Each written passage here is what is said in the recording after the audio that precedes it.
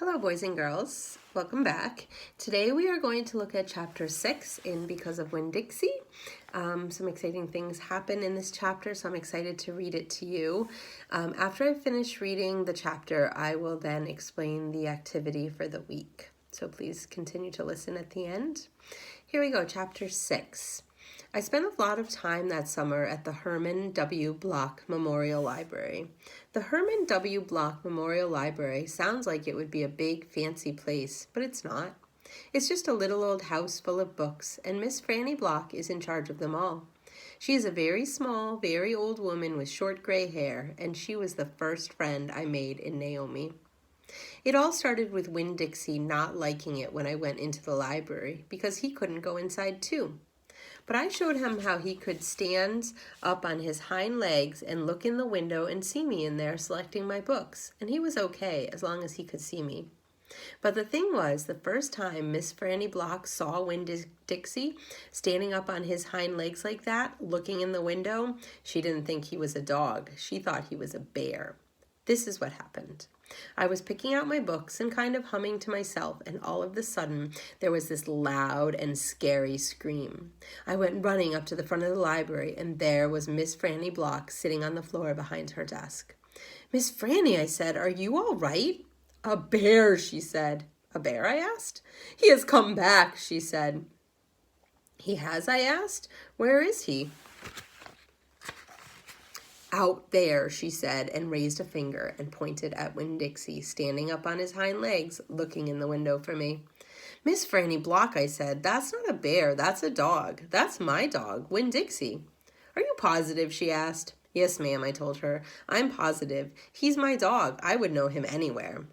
Miss Franny sat there trembling and shaking. "Come on," I said, "let me help you up. It's okay."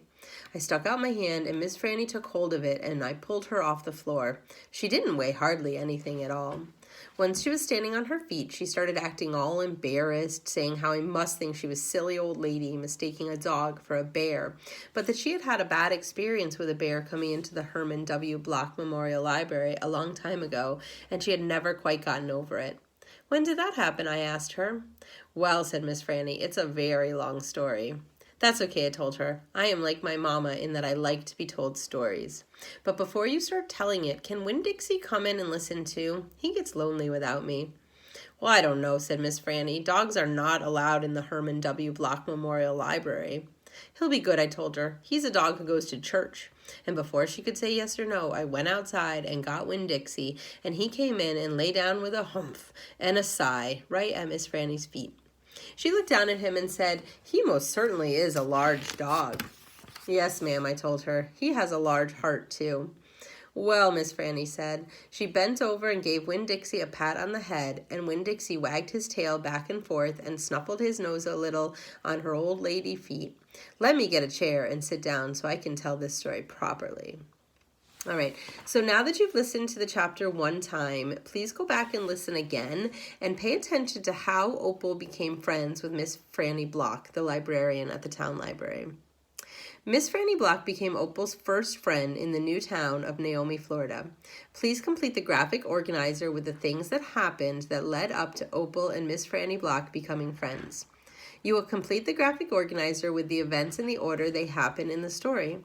I have included sequence words to help you. First, next, then, after that, finally, and later. You might remember these from before. We've been working with them for a while. Remember, you can listen to the chapter as many times as you need to while you're working on this assignment. So please go back and listen to it many times. I have done the first one for you in the graphic organizer. When you complete the graphic organizer, please use the information from the graphic organizer to write a paragraph telling you how Opal became friends with Miss Franny Block. The graphic organizer is set up in that it is numbered 1, 2, 3, 4, 5, and I would like you to add a sequencing word. Remember our first, next, then, after that, finally, and later. And then next to it, you will write the thing that happened that moved Opal and Miss Franny Block into being friends. So please work on this graphic organizer. When you're finished with it, please share it with me.